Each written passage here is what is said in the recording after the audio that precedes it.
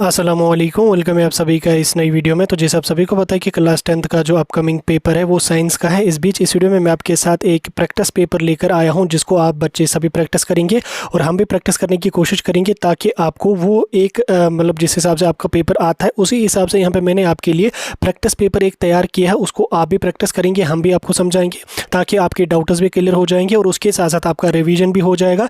और साथ में आप जब इन क्वेश्चंस को प्रैक्टिस कर लोगे तो ये आपको बहुत ज़्यादा आपकी प्रिपरेशन को बूस्ट दे देंगे। सबसे इंपॉर्टेंट आपका रिवीजन इसी वीडियो को देखने के साथ साथ आपका वीडियो भी मिलेगा, आपका रिवीजन भी हो जाएगा, आपको सारी चीज़ें मिल जाएंगी। इसलिए ये वीडियो बहुत ही ज़्यादा इंपॉर्टेंट रहेगा। इस वीडियो को एंड तक देख लेना, चैनल को भी सब्सक्राइब कर देना, व्हाट्सएप और टेलीग्राम ग्रुप ज्वाइन कर लेना, लिंक डिस्क्रिप्शन में आपको मिल जाएगी। तो चलिए वीडियो को शुरू कर ले। तो देख लेते हैं यहाँ पे क्लास 10th साइंस के प्रैक्टिस पेपर के बारे में। तो देखो प्रैक्टिस पेपर आपको मैं दे दूंगा, समझाऊंगा। लास्ट में आपका कितना स्कोर बना इस पेपर को प्रैक्टिस करने के बाद आप मुझे कमेंट्स में बता देना। ये पेपर मैंने एज पर न्यू जेके बोस का जो पैटर्न है न्यू पेपर्स का, उसी हिसाब से ये पेपर मैंने तैयार किया है। तो चलो हम स्टार्ट कर लेते हैं। देखो यहाँ पे मैं आपको पहले बोल रहा हूँ कि आप कोई भी 68 क्वेश्चन मार्क्स अटेम्प्ट कर लेना। 68 अगर किसी बच्चे ने इस क्वेश्चन पेपर में से अटेम्प्ट कर लिए दैट मीन्स उसका यहाँ पे बराबर 100% स्कोर बनेगा। ठीक, तो टाइम यहाँ पे आपके पास पेपर 80 मार्क्स का है लेकिन आप 68 मार्क्स को ही अटेम्प्ट कर लेना, इसी तरीके का आपका पेपर आ जाएगा। सेक्शन ए की अगर हम बात करेंगे तो सेक्शन ए से आपको 20 ऑब्जेक्टिव टाइप क्वेश्चन होंगे, 18 ऑब्जेक्टिव टाइप क्वेश्चन होंगे जिसमें 15 आपके एमसीक्यूज होंगे और 3 आपके रीजन एंड असर्शन की क्वेश्चन होंगे। सभी को हम देखते जाएंगे। तो पहला क्वेश्चन यहाँ पे आपका है the chemical name of baking soda is. Baking soda का क्या केमिकल नेम है? क्या सोडियम क्लोराइड है, क्या सोडियम बाइकार्बोनेट है, सोडियम हाइड्रोक्साइड है या कैल्शियम बाइकार्बोनेट है? तो क्या यहाँ पे राइट आंसर रहेगा? राइट आंसर आपका यहाँ पे रहेगा सोडियम बाइकार्बोनेट, यानी कि सोडियम बाइकार्बोनेट जो है ये बेकिंग सोडा का केमिकल नेम है। दूसरा क्वेश्चन यहाँ पे आपका है कार्बन एंड इट्स कंपाउंड्स वाली यूनिट से which are the following is at displacement reaction. यहाँ पे 4 रिएक्शन है, इसमें आपको बोलना है कि डिस्प्लेसमेंट रिएक्शन कौन सी है। अब देखो ये जो डिस्प्लेसमेंट रिएक्शन और डबल डिस्प्लेसमेंट रिएक्शन, यहाँ से एक क्वेश्चन आना आपका 100% बनता ही बनता है। चाहे आपका वेरी शॉर्ट क्वेश्चन पूछा जाए, शॉर्ट क्वेश्चन पूछा जाए या लॉन्ग आंसर टाइप क्वेश्चन पूछा जाए, डिस्प्लेसमेंट डबल डिस्प्लेसमेंट रिएक्शन पे किसी भी साल का आप पेपर उठा के देख लो, 2 मार्क्स वाला क्वेश्चन नहीं तो 1 मार्क्स वाला क्वेश्चन आपका डेफिनेटली, यूजुअली इसमें 2 मार्क्स वाला क्वेश्चन भी बनता है, शॉर्ट आंसर टाइप क्वेश्चन भी बनता है, लेकिन ऑब्जेक्टिव टाइप भी इसमें बन सकता है। तो बोलो इनमें से कौन सी रिएक्शन यहाँ पे डिस्प्लेसमेंट रिएक्शन है? तो डिस्प्लेसमेंट रिएक्शन हमारी पास है zinc plus calcium sulphate give us ये वाली यानी कि बी वाट इसका राइट आंसर है। Zinc plus USO4 give us zinc sulphate plus copper. ठीक, तो ये यहाँ पे आपका राइट आंसर रहेगा। ठीक, नेक्स्ट क्वेश्चन नंबर 3 आपका यहाँ पे है which are the following has the lowest pH value. अब यहाँ पे 4 आपके पास ऑप्शन है, एक लेमन जूस, मिल्क है, डिस्टिल्ड वाटर है, सोप सोल्यूशन है। अब इसमें आपको बोलना कि किसका सबसे कम pH वैल्यू यहाँ पे है। ठीक, अभी बता दो आंसर क्या है। तो राइट आंसर इसका लेमन जूस है। लेमन जूस का इनमें से सभी सबसे लोवेस्ट pH वैल्यू यहाँ पे होता है। ठीक, 3 क्वेश्चन हो गए। उसके बाद चौथे क्वेश्चन की अगर हम बात करेंगे तो image formed by a plane mirror is. ठीक, प्लेन मिरर से जो इमेज फॉर्म होती है वो क्या होती है? क्या वो रियल एंड इरेक्ट होती है, रियल एंड वर्चुअल होती है या रियल एंड इन्वर्टेड होती है, इनलार्ज्ड होती है? तो कौन सी इमेज होती है? देखो इमेज फॉर्मेशन पे भी आपका एक क्वेश्चन डेफिनेटली बनता ही बनता है। आप बोर्ड का कोई भी पेपर उठा के देख लो, एक क्वेश्चन आपको वहाँ पे बनेगा ही बनेगा। तो राइट आंसर इसका रहेगा वर्चुअल एंड इरेक्ट, यानी कि जो प्लेन मिरर होता है उसमें जो इमेज बनती है वो वर्चुअल और इरेक्ट बनती है। ठीक, कनकेव मिरर में कौन सी इमेज बनती है और कन्वेक्स मिरर में कौन सी इमेज बनती है उसको भी आप रिकैप्चुलेट कर लो। अगर रिकैप्चुलेट हो रहा है, आपको याद आ रहा है तो कमेंट्स में बता दो ताकि आपका रिवीजन भी यहाँ पे हो जाएगा। ठीक, साथ में हमारा टेलीग्राम ग्रुप ज्वाइन कर लेना, इंस्टा पे फॉलो कर लेना, लिंक डिस्क्रिप्शन में आपको मिल जाएगी। तो 5वें क्वेश्चन की अगर हम बात करेंगे, 5वां क्वेश्चन यहाँ पे आपका है which of the following statement about ionic compounds is correct. देखो आयनिक कंपाउंड्स पे भी एक क्वेश्चन बनता है। ठीक, फिर वो शॉर्ट पूछा जाए, वेरी शॉर्ट पूछा जाए। अब यहाँ पे आपको याद करना है कि आयोनिक कंपाउंड्स कौन से कंपाउंड्स होते हैं, उसकी डेफिनेशन आपने कौन सी पढ़ी है। तो यहाँ पे अब 4 डेफिनेशंस हैं, 4 में से जो राइट आंसर रहेगा वो रहेगा सी पार्ट, यानी कि आयोनिक कंपाउंड्स जो होते हैं वो उनका हाई मेल्टिंग पॉइंट होता है और हाई बॉइलिंग पॉइंट होता है। यानी कि आयोनिक कंपाउंड्स और एंड नॉन आयोनिक कंपाउंड्स दोनों आप याद कर लो कि आयोनिक कंपाउंड्स क्या थे, नॉन आयोनिक कंपाउंड्स क्या थे। अब आप इतना समझ लो कि आयोनिक कंपाउंड्स में जो है वो मेल्टिंग पॉइंट हाई होता है और बॉइलिंग पॉइंट भी उनका हाई होता है। ठीक, नेक्स्ट चलेंगे हम। नेक्स्ट क्वेश्चन यहाँ पे आप कहते हैं gas responsible causing for green house effect. ठीक, देखो ग्रीन हाउस इफेक्ट किस गैस से होता है सभी को पता है, बेसिक है, इसमें हम ज़्यादा जाने की जरूरत नहीं है। 4 गैसेज हैं, 4 में से राइट आंसर आपका क्या रहेगा? Carbon dioxide. ठीक, तो कार्बन डाइऑक्साइड गैस जो है ये रेस्पॉन्सिबल है ग्रीन हाउस इफेक्ट को करने में। अब कार्बन डाइऑक्साइड की कौन सी पार्ट है वो आपको पता होगा, उस पर हम ज़्यादा जाएंगे नहीं, उतना डेप्थ जाने की जरूरत आपको नहीं है। नेक्स्ट क्वेश्चन, क्वेश्चन नंबर 7 यहाँ पे आपका the type of mirror is used in car headlights. Car की जो हेडलाइट्स होते हैं उसमें कौन से टाइप टाइप का मिरर लगा हुआ होता है। ठीक, ये मुझे आप बता दो कौन से टाइप का मिरर होता है। ये रिपीटेड क्वेश्चन है बोर्ड का। ठीक, तो वो हमारा होता है कनकेव मिरर। और जो शेविंग वगैरह जो आप सैलून वगैरह पे जाते हैं तो वहाँ पे जो मिरर अगर लगा हुआ होता है वो कौन सा मिरर होता है, वो मुझे आप क्वेश्चन नंबर 7 के साथ कमेंट्स में लिख के बता दो। ठीक, मुझे लगता है रिवीजन आपका हो रहा होगा, मज़ा भी आ रहा होगा। 8वां क्वेश्चन यहाँ पे आपका है, the process by which an organism gives rise to a new organism like itself is called as, यानी कि वो प्रोसेस जिससे एक इंडिविजुअल अपने ही जैसे इंडिविजुअल का को जन्म देता है, उस प्रोसेस को क्या कहते हैं? क्या उसको कहते हैं? क्या उसको रेस्पिरेशन कहते हैं, उसको रिप्रोडक्शन कहते हैं, फोटोसिंथेसिस कहते हैं, या सर्कुलेशन कहते हैं? बिल्कुल आसान है। आप मुझे बोलो रेस्पिरेशन क्या होती है, जिससे हम कार्बन डाइऑक्साइड और मतलब गैसेस एक्सचेंज हो, जिसमें हम क्या लेते हैं अंदर ऑक्सीजन और क्या छोड़ते हैं बाहर, कार्बन डाइऑक्साइड, वो हो गया रेस्पिरेशन। रिप्रोडक्शन की क्या हम बात करेंगे, उसको बाद में छोड़ते हैं। फोटोसिंथेसिस की क्या बात करेंगे, फोटोसिंथेसिस वो प्रोसेस होती है जिससे ग्रीन प्लांट्स अपना फूड तैयार करते हैं। सर्कुलेशन क्या होता है कि जिससे हमारे बॉडी में ब्लड सर्कुलेट होता है और जो न्यूट्रिएंट्स वगैरह होते हैं वो हर सेल तक पहुंचते हैं। तो राइट ऑप्शन क्या रहेगा आपका, रिप्रोडक्शन। रिप्रोडक्शन ही वो प्रोसेस होती है जिससे एक ऑर्गेनिज्म दूसरे ऑर्गेनिज्म को जन्म देता है, यानी कि अपनी जो पॉपुलेशन है उसको आगे लेके चलता है। ठीक हो गया, आपको यहाँ पे चारों टॉपिक्स आपके रिवाइज हो गए, रिप्रोडक्शन भी हो गया और उसके बाद यहाँ पे आपका रेस्पिरेशन वगैरह भी हो गया, सर्कुलेशन भी हो गया। ठीक, नेक्स्ट क्वेश्चन यहाँ पे आपका है, SI unit of electric resistance is. Electric resistance का एसआई यूनिट क्या है? क्या वोल्ट है, ओहम है, वाट है, या एम्पियर है? तो राइट आंसर हमारा रहेगा ओहम। अब आप मुझे बोलो ओहम्स लॉ क्या होता है, वो मुझे आप कमेंट्स में बता दो, या अगर आपको ओहम्स लॉ का फार्मूला पता है वो मुझे बता दो, क्योंकि ओहम्स लॉ पे एक क्वेश्चन आना डेफिनेटली बनता ही बनता है।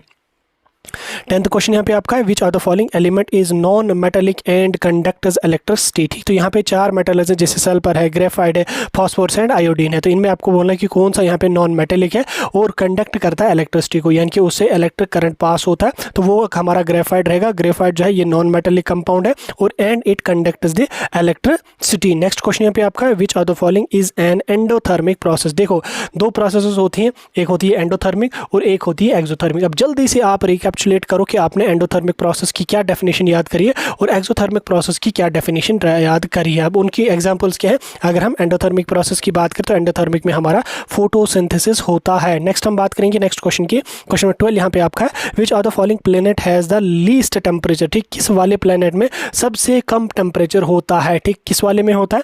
वो एक है मार्स है, अर्थ है, जुपिटर है और एक है नेपच्यून है। तो राइट आंसर आपका रहेगा नेपच्यून। नेपच्यून आपका यहाँ पे राइट ऑप्शन रहेगा, इसमें लीस्ट टेम्परेचर यहाँ पे होता है। सबसे ज़्यादा कहाँ पे होता है वो आप मुझे कमेंट्स में क्वेश्चन नंबर 13 का आंसर बता दो। ठीक, 13 12 के साथ बता दो। ठीक, which hormone is secreted by the thyroid gland. देखो हार्मोन्स पे एक क्वेश्चन आता ही आता है, मुझे बोलो आप थायराइड ग्लैंड से कौन सा हार्मोन यहाँ पे सेक्रेट होता है? क्या हमारा इंसुलिन सेक्रेट होता है, क्या हमारा थायरोक्सिन सेक्रेट होता है, एड्रेनलिन होता है, या एस्ट्रोजन होता है? अगर हम इसकी बात करेंगे, आप यहाँ पे टी बोले तो थायराइड, टी बोले तो थायरोक्सिन, तो थायरोक्सिन हमारा यहाँ पे राइट आंसर रहेगा। तो इस तरीके से आपकी बेसिक क्वेश्चन पूछे जाते हैं। इंसुलिन कहाँ से सेक्रेट होता है और इंसुलिन का क्या काम है, इस पे क्वेश्चन एक जरूर बनता है। तो अगर आपको पता है कि इंसुलिन कहाँ से सेक्रेट होता है और इसका क्या काम है, वो मुझे कमेंट्स में बता दो। और अगर आपको नहीं पता तो सुनो, इंसुलिन जो है ये काम करता है ब्लड शुगर लेवल को मेंटेन करने में। ठीक, क्योंकि अगर हम डायबिटिक पेशेंट्स की बात करेंगे उनमें इंसुलिन की सेक्रेशन या तो कम होती है या तो बिल्कुल होती ही नहीं है। फिर उनको हम बाहर से इंसुलिन के इंजेक्शंस लगाते हैं, जो पेट में वो इंजेक्शन लगाते हैं वो इंसुलिन के ही इंजेक्शंस होते हैं, ताकि ब्लड ग्लूकोज लेवल जो है वो बराबर हमारी बॉडी में रहे, ना कम हो ना ज़्यादा हो, बराबर रहे। ठीक, इस तरह से यहाँ पे इंसुलिन का क्या काम होता है। अब ये सेक्रेट होता है आइसलेट्स ऑफ लैंगर है ना, उतना डिटेल में आपको जानने की जरूरत नहीं है। पैनक्रियाटिक सेल से ये सेक्रेट होता है, उतना ज़्यादा जरूरत आपको जानने की नहीं है। ठीक, क्वेश्चन 14 की अगर हम बात करेंगे, क्वेश्चन 14 यहाँ पे है, in the human excretory system urine is carried out from kidney to urinary bladder by. ठीक, देखो ह्यूमंस का जो एक्सक्रिएटरी सिस्टम होता है जिसमें वो वेस्ट मटेरियल को एक्सक्रिएट करते, चाहे फीसिस हो चाहे वो यूरिन हो, यूरिक एसिड वगैरह, उनको एक्सक्रिएट करते। अब उसमें जो आपका एक्सक्रिएटरी सिस्टम है ह्यूमंस का, उसमें आपको दिमाग में अब आपकी रिकैप्चुलेट होनी चाहिए वो इमेज कैसी होती है। अब आपको उसमें बोलना है कि यूरिन जो है वो कौन सा ऑर्गन कैरी करता है किडनी से लेके यूरिनरी ब्लैडर तक। देखो यहाँ पे किडनीज है, ठीक, इस तरह से किडनीज है, यहाँ से ए से एक पाइप आता है, ए से दूसरा पाइप आता है और यहाँ पे यूरिनरी ब्लैडर है और यहाँ से फिर आगे चल के क्या चीज़ है वो उतना ज़्यादा जानने की ज़रूरत आपको नहीं, यानी कि यहाँ से आपका यूरेथ्रा है। ठीक, तो आपको बोलना है कि किडनी से यहाँ तक यूरिनरी ब्लैडर में कौन सा ऑर्गन यूरिन को लाता है और उससे आगे कौन यहाँ पे ऑर्गन ले जाता है। ठीक, तो ये आपको पता होनी चाहिए। यहाँ की अगर हम बात करेंगे तो यूरिटरस जो होता है, जैसे यहाँ पे अगर हम किडनी की बात करेंगे तो किडनी से लेके यूरिनरी ब्लैडर में कौन सा ऑर्गन लाता है, तो यहाँ पे हमारा होता है यूरिटरस। ठीक, ये एक और एक दो, यूरिटरस दो होते हैं ह्यूमंस में। ठीक, और उसके बाद यूरिनरी ब्लैडर में आ गया, और उसके बाद यहाँ से आगे जो है ये यूरेथ्रा ले लेता है। ठीक, यूरेथ्रा यहाँ से आगे ले लेता है, देन मेल्स में फिर अलग से एक्सक्रिएट होता है, फीमेल्स में फिर अलग से एक्सक्रिएट होता है। तो इस तरह से यानी कि किडनी से कौन लाएगा यूरिनरी ब्लैडर में, किडनी से यूरिटरस लाएगा, और यूरिनरी ब्लैडर से बाहर कौन करेगा, वो करेगा यूरेथ्रा। ठीक, आगे समझ आपको हो गया, आपको रिकैप्चुलेट पूरा एक्सक्रिएटरी सिस्टम। आगे हम चलेंगे, आगे अगला क्वेश्चन यहाँ पे, which of the following is used in making optical instrument. ठीक, ऑप्टिकल इंस्ट्रूमेंट बनाने में कौन सा यहाँ पे यूज होता है, ऑप्टिकल इंस्ट्रूमेंट्स कौन से इंस्ट्रूमेंट्स होते हैं, मुझे आप कमेंट्स में बता दो। तब तक यहाँ पे मैं राइट आंसर आपको बता देता हूँ कि कन्वेक्स लेंस जो हमारा है, it is used in making the optical instruments. ठीक, ऑप्टिकल इंस्ट्रूमेंट्स बनाने में कन्वेक्स लेंस का ही इस्तेमाल होता है। 15 क्वेश्चन हो गए। अब हम रीजन एंड असर्शन के 3 क्वेश्चंस को देखने की कोशिश करेंगे। रीजन एंड असर्शन की अगर हम बात करेंगे तो वो पहला यहाँ पे आप क्वेश्चन देख सकते हैं। रीजन क्या है, रीजन कह रहा है कि refraction occurs when light travels from one medium to another medium. यानी कि यहाँ पे रीजन बोल रहा है कि जो असर्शन यहाँ पे बोल रहा है कोई भी चीज़ है वो है कि मतलब कोई स्टेटमेंट है कि लाइट जो है रिफ्रैक्शन जो है वो तब होती है जब लाइट ट्रेवल करती है एक मीडियम से दूसरे मीडियम में। रीज़न क्या है इसका, यहाँ पे क्यों ऐसा होता है, रीज़न बोल रहा है कि the speed of light changes in different media, यानी कि स्पीड ऑफ लाइट जो है वो डिफरेंट मीडियाज में चेंज होती है। ठीक, इसमें अगर हम बात करेंगे आंसर की, अगर हम बात करेंगे कैसे आपको इसमें लिखना है कि रीज़न सही है, असर्शन सही है। ठीक, असर्शन सही है, रीजन सही है। ठीक, अगर हम कोई भी बात बोलते हैं, ठीक, फॉर एग्जांपल अगर हम बोलेंगे कि मुझे लेट हो गया, ठीक, मुझे लेट हो गया, अब क्यों लेट हो गया, फिर मैं रीजन बोलूंगा क्योंकि मैं घर से लेट निकला था। ठीक, हो गया आपको असर्शन आ गया समझ। असर्शन कोई भी स्टेटमेंट है, जैसे मैं बोलूंगा कि मुझे पेपर देने में लेट हो गया, या मुझे कॉलेज पहुंचने में या मुझे स्कूल पहुंचने में लेट हो गया ये स्टेटमेंट। अब उसका रीजन मुझे देना है कि क्यों लेट हो गया, क्योंकि मैं सुबह लेट जागा था। ठीक, या मैं सुबह घर से लेट निकला था। ठीक, हो गया रीजन। यानी कि इस कंडीशन में क्या है कि जो स्टेटमेंट है वो भी सही है कि मैं लेट पहुंच गया कॉलेज, और रीजन भी जो है वो भी सही है क्योंकि इसी की वजह से तो मैं लेट उठ सकता हूं, मतलब लेट पहुंच सकता हूं। अगर मैं ऐसे बोलूंगा कि मैं कॉलेज लेट पहुंचा या मैं स्कूल लेट पहुंचा, क्योंकि यहाँ पे मैं कोई और डेफिनेशन बोलूंगा क्योंकि मैं मोबाइल चला रहा था। ठीक, तो इसकी वजह से तो लेट नहीं हो सकता है, इंसान चलते चलते भी मोबाइल चला सकता है। तो इस तरह से आपको बोलना है कि स्टेटमेंट यानी कि जो असर्शन यहाँ पे लिखा हुआ है, क्या रीजन जो बोला गया है कि वो इसके हिसाब से सही है या नहीं है। देखो यहाँ की अगर हम बात करेंगे, यहाँ पे हमें क्वेश्चन क्या बोल रहा है, रीजन बोल रहा है कि refraction occurs when light travels from one medium to another medium. ठीक, यहाँ पे हमें बोल रहा है कि रिफ्रैक्शन तब होती है जब लाइट एक मीडियम से दूसरे मीडियम में ट्रेवल करती है। बिल्कुल सही है, क्योंकि जब लाइट एक मीडियम से दूसरे मीडियम में चलेगी तब जाके ही रिफ्रैक्शन होगी। उसके बाद रीजन इसका क्या यहाँ पे बोल रहा है, रीजन ये बोल रहा है ये इस वजह से होती है क्योंकि speed of light changes in different media, क्योंकि स्पीड ऑफ लाइट जो है वो डिफरेंट मीडियाज में चेंज होती है। अब इसकी अगर हम बात करेंगे आंसर क्या आपको लिखना है कि बोथ ए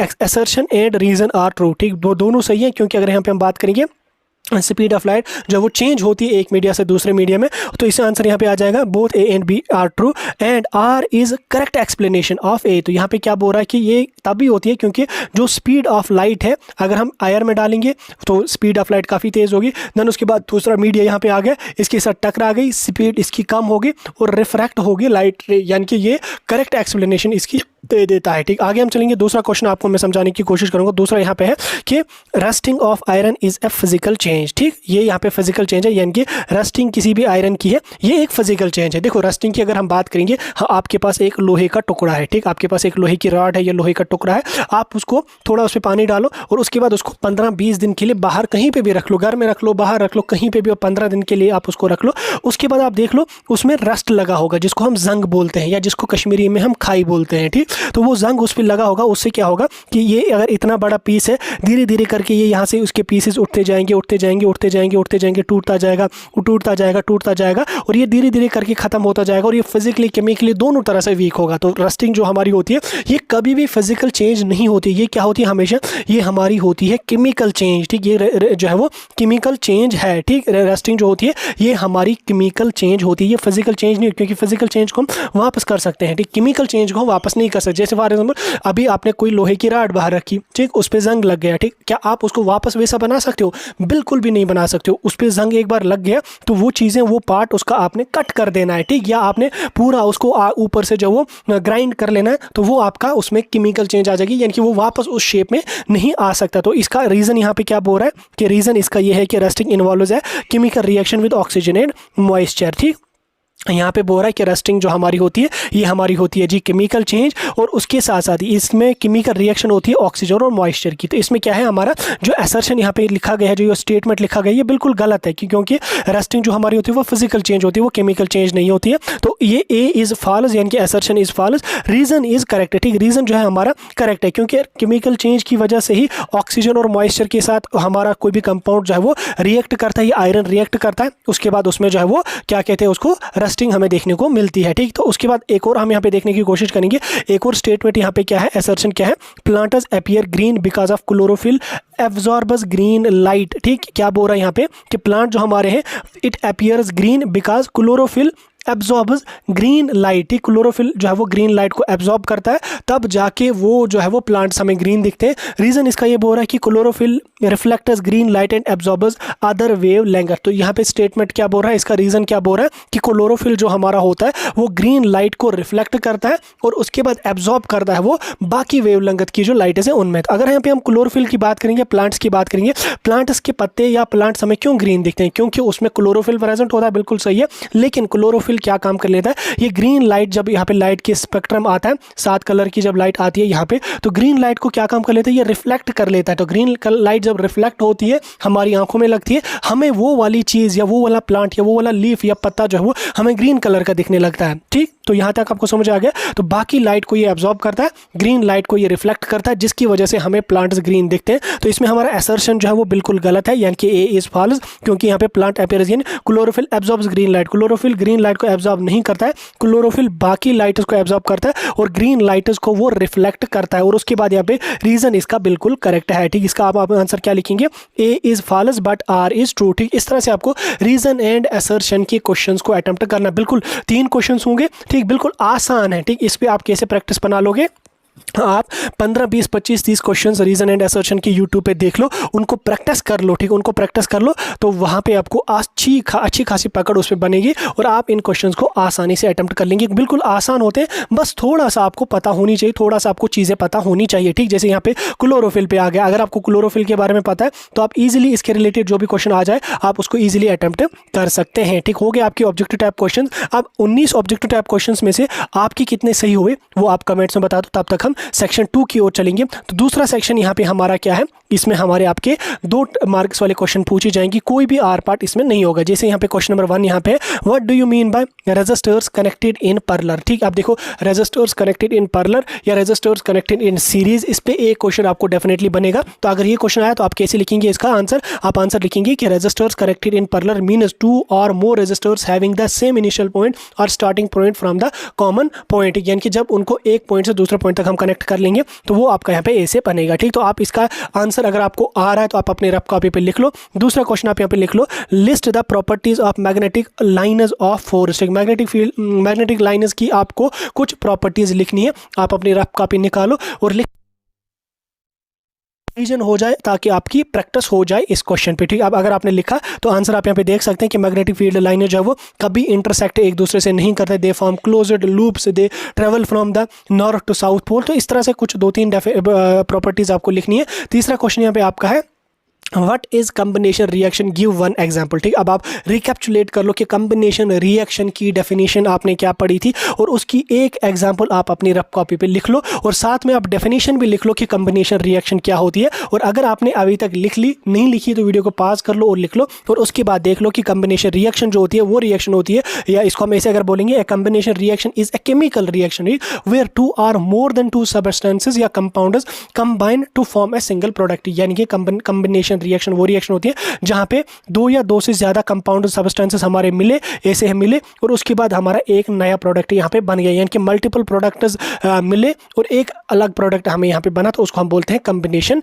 रिएक्शन। ठीक, उसके बाद तीसरा क्वेश्चन यहाँ पे आपको है, write down the structural formula for butane and pentane. अब देखो स्ट्रक्चरल फार्मूलाज पे एक क्वेश्चन डेफिनेटली आपका बनेगा ही बनेगा, आप मुझे कमेंट्स में लिख लो या आप अपनी रफ कॉपी पे लिख लो कि ब्यूटेन का क्या स्ट्रक्चर है, पेंटेन का क्या स्ट्रक्चर है। और अगर आपने लिखा है तो ठीक है, अगर नहीं लिखा पास करके लिख लो और तब तक मैं आपको आंसर बता देता हूँ। देखो ब्यूटेन का स्ट्रक्चर की अगर मैं बात करूँ, ब्यूटेन हमारा आ जाएगा CH3, ठीक, CH2 CH2 CH3, ठीक, यानी कि मिथ इथ प्रॉप और ब्यूट, और यहाँ पे एन है, एन बोले तो सिंगल बॉन्ड, ENE बोले तो डबल बॉन्ड, YNE बोले तो ट्रिपल बॉन्ड, ठीक, यानी कि मीथेन, मीथीन, मीथाइन, ठीक।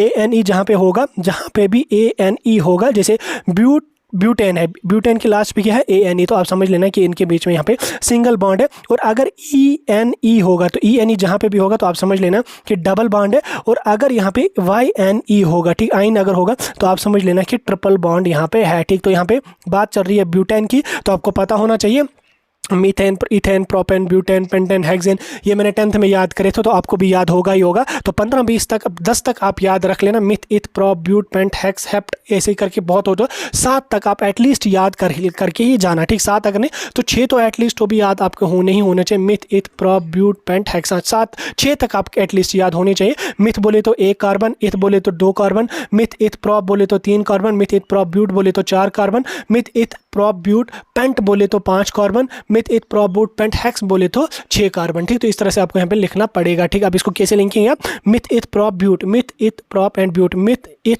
प्रोप एंड ब्यूट, यानी कि 4 कार्बन यहाँ पे, ANE लास्ट पे यानी कि 1 बॉन्ड है यहाँ पे, तो इसको हम कैसे लिखेंगे, CH3, 1 2 3, और यहाँ पे आप लिखेंगे इसको लास्ट पे भी CH3, तो हो गया आपको 4, ठीक। इस तरह से आपको यहाँ पे इसको लिखना है। और उसके बाद यहाँ पे why sodium is kept immersed in kerosene oil, ठीक। सोडियम को हम क्यों केरोसिन ऑयल में डिप करके रखते हैं, क्यों रखते हैं, ताकि ये फायर ना करे, ठीक। यहाँ पे आंसर क्या है, sodium is kept in kerosene oil to prevent its reaction with moisture and oxygen in air which can cause it to catch the fire, क्योंकि उसमें आग लग सकती है, ठीक। अगला क्वेश्चन यहाँ पे आपका, write down the functions of salivary amylase and pepsin, ठीक। सलाइवरी एमाइलेस एंड पेप्सिन, इनकी आपको फंक्शन लिखने है। सलाइवरी एमाइलेस कहाँ से सेक्रिएट होता है और पेप्सिन हमारा कहाँ से सेक्रिएट होता है। डाइजेशन में ये दोनों एंजाइम्स काम आते हैं। जब आप डाइजेशन स्टार्ट कर ले तो सलाइवरी अमाइलेस हमारा जो होता है ये हमारे सलाइवा ग्लैंड से, हमारे माउथ से सेक्रेट होता है। और ये क्या काम करता है ये भी आप रिकैप्चुलेट कर लो। पेप्सिन हमारा कहाँ पे सेक्रेट होता है और पेप्सिन का क्या काम होता है ये भी आप रिकैप्चुलेट कर लो, ठीक। आगे आपको यहाँ पे भी इन दोनों चीज़ों का आपको रिवीजन हो गया। उसके बाद अगला क्वेश्चन है, how are some diabetic patient treated by giving insulin, ठीक। कुछ डायबिटिक या कुछ क्या मतलब डायबिटिक पेशेंट्स को हम यूजुअली ट्रीट करते हैं कि हम उनको जो है वो इंसुलिन का इंजेक्शन देते हैं। क्यों हम इनको इंसुलिन का इंजेक्शन देते हैं, अभी मैंने आपको ऊपर ही बोला था कि इंसुलिन जो है ये क्या काम करता है, ये हमारे ब्लड शुगर लेवल को मेंटेन करके रख लेता है, ठीक। मेंटेन करके रख लेता है ताकि ब्लड शुगर लेवल ज़्यादा ना हो, तो इसी वजह से हम इनको इंसुलिन का इंजेक्शन देते हैं, ठीक। उसके बाद यहाँ पे what is vegetative propagation practised for growing same type of plants, ठीक। वेजिटेटिव प्रोपगेशन, अब आप इतना लिख लो कि what is vegetative propagation. Vegetative propagation क्या होती है, इसकी डेफिनेशन अपनी रफ कॉपी पे आप लिख लो, ठीक है। वेजिटेटिव प्रोपगेशन क्या होती है। और 9वां क्वेश्चन यहाँ पे आपका, how is sex determined in human beings, ठीक। सेक्स डिटर्मिनेशन आपका पता होना चाहिए, सेक्स डिटर्मिनेशन क्या होती है और सेक्स डिटरमाइन कैसे किया जाता है, ठीक। अब इसकी पूरी की पूरी कहानी आप अपनी रफ कॉपी पे लिख लो, ठीक। हो गए 9 आपके शॉर्ट आंसर टाइप क्वेश्चन। उसके बाद सेक्शन सी की अगर हम बात करें तो यहाँ से 3 मार्क्स वाले क्वेश्चन होंगे। इधर आपको जो वो मैंने डायरेक्टली 9 क्वेश्चंस दिए हुए हैं, आप इन क्वेश्चन को प्रैक्टिस कर लो। जैसे यहाँ पे आपका पहला क्वेश्चन है, अपनी रफ कॉपी पे लिखते जाना इनको, what is dispersion of light, the various colour spectrum by drawing diagram of various dispersion of light through prism, यानी कि आपको बोलना है कि डिस्पर्जन ऑफ लाइट क्या है। और उसके बाद यहाँ पे आपको प्रिज्म, गिलास प्रिज्म के थ्रू यहाँ पे आपको डायग्राम बनानी है कि डिस्पर्जन ऑफ लाइट कैसे होती है। यहाँ से लाइट बीम आ गया, ऐसे कलर्स में स्कैटर हो गया, देन उसके बाद कैसे निकला, तो इसकी डायग्राम अपनी रफ कॉपी पे आप बना लो, प्रैक्टिस कर लो। और ओहम्स लॉ क्या होता है ये भी आप लिख लो अपनी रफ कॉपी पे, ठीक। प्रैक्टिस कर लो, ओहम्स लॉ बहुत इंपॉर्टेंट है। उसके बाद यहाँ पे नेक्स्ट क्वेश्चन है, डिफाइन मैग्नेटिक फील्ड, उसके बाद draw diagram to show magnetic field lines in a bar. Magnetic field क्या होता है और डायग्राम के थ्रू आप उनको ड्रा भी कर लो, अपनी रफ कॉपी पे प्रैक्टिस कर लो। उसके बाद यहाँ पे what is made by displacement reaction, what is made by displacement reaction and double displacement reaction. अब इसको आप ऐसे लिख लो कि डबल डिस्प्लेसमेंट रिएक्शन क्या होती है और डिस्प्लेसमेंट रिएक्शन क्या होती है, क्योंकि इन 2 रिएक्शंस में से एक रिएक्शन आपको आनी ही आनी है, तो इस क्वेश्चन को भी आप प्रैक्टिस कर लो। उसके बाद 3 प्रॉपर्टीज आपको आयनिक कंपाउंड्स के लिखने, लिख लो अपनी रफ कॉपी पे, रिवीजन हो जाएगा आपको अच्छी तरह से। What is mean by reactivity series of metals, hydrogen is not metal but still it has mean assign it in the place of reactivity series why, ठीक। तो क्यों उनको हम यहाँ पे रखा है। तो आप रिएक्टिविटी सीरीज ऑफ मेटल्स को जो है वो रिकैप्चुलेट कर लो और अपनी रफ कॉपी पे लिखने की कोशिश कर लो। Name the regions of hind brain, ठीक है, हाइंड ब्रेन जो हमारा है उसके 2 रीजन्स बोलने और ईच रीजन का आपको फंक्शन बोलना कि क्या है। यानी कि ह्यूमन ब्रेन अब आप रिकैप्चुलेट कर लो, उसके कौन कौन से पार्ट्स होते हैं, किस पार्ट का क्या फंक्शन होता है वो आप रिकैप्चुलेट कर लो। इसके बाद यहाँ पे differentiate between asexual method of reproduction, fission and fragmentation, ठीक। एसेक्सुअल मेथड हमारे हैं, एक है फिजन और एक है फ्रेगमेंटेशन। अब इन दोनों के बीच में क्या डिफरेंशिएशन, यहाँ पे क्या डिफरेंशिएट है इनमें, तो आप डिफरेंशिएट करके अपनी रफ कॉपी पे लिख लो, ठीक। नेक्स्ट यहाँ पे give 2 differences between food chain and food web, ठीक। Food chain and food web के बीच में आपको 2 डिफरेंसेस यहाँ पे लिखनी है। लिखो अपनी रफ कॉपी पे कौन कौन से होते हैं और यहाँ पे आपको फूड चेन सी में बनानी है, ठीक। सी में कैसे फूड चेन होती है वो बन, जैसे अर्थ में होता है ग्रास, ग्रास को ग्रास ऊपर खाएगा, उसको और कोई खाएगा, स्नैक खाएगा, स्नैक को कौन खाएगी, बर्ड खाएगी, उसको कौन खाएगा, यहाँ पे बिल्ली खाएगी, बिल्ली को कौन खाएगा, शेर खाएगा, शेर को कौन खाएगा, कुछ नहीं खाएगा, ठीक। इस तरह से आपको बनानी है और आप इन 9 क्वेश्चंस को भी प्रैक्टिस कर लो ताकि आपका रिवीजन अच्छी तरह से हो जाए। उसके बाद सेक्शन डी से आपको 3 लॉन्ग स्टेप क्वेश्चन होंगे। अब लॉन्ग स्टेप क्वेश्चन में से आप इन 5-5 मार्क्स वाले क्वेश्चन, तो लगभग 1 से 1.5 पेज में आंसर आपका आना चाहिए। अब इसमें आप पहले क्वेश्चन को प्रैक्टिस कर लो। State and explain the laws of refraction with the help of labelled diagram and what is meant by refractive index, ठीक। दोनों को यहाँ पे आप एक्सप्लेन कर लो, लिख लो अच्छी तरह से। लॉज ऑफ रिफ्रैक्शन क्या है, रिफ्रैक्टिव इंडेक्स क्या है, और डायग्राम के साथ आप लॉज ऑफ रिफ्रैक्शन को बना लो। होमोलॉगस सीरीज क्या है, explain with the example and state 2 characteristics of homologous series, ठीक। होमोलॉगस सीरीज क्या है और उनके 1-2 एग्जांपल्स के साथ आपको लिखना पड़ेगा। Labelled diagram of human excretory system, human excretory system की डायग्राम बोलनी है और यहाँ पे आपको functions of excretory system in human, ठीक। एक्सक्रिएटरी सिस्टम का क्या फंक्शन हमारी बॉडी में होता है। अब आप इन तीनों क्वेश्चंस का आंसर लिख लो। मुझे लगता है इसके साथ साथ आपका पूरा का पूरा सिलेबस भी रिवाइज हुआ होगा, मज़ा भी आया होगा और लास्ट पे आपका कितना स्कोर बना आप मुझे कमेंट्स में बता देना, क्योंकि एक ही वीडियो के साथ साथ आपका पूरा का पूरा सिलेबस रिवाइज हो गया। एक वो रियलिस्टिक आपको वे अंदाज हो गया कि पेपर कैसा आ जाएगा, कैसे हमें इनको अटेम्प्ट कर लेना, सारी चीज़ें मैंने आपको समझा दी। मुझे लगता है कि मज़ा आया होगा। अगर मज़ा नहीं आया तो भी कमेंट्स में बता दो, अगर आया तो भी कमेंट्स में बता दो। बाकी इस वीडियो को अपने सभी दोस्तों तक शेयर कर लेना।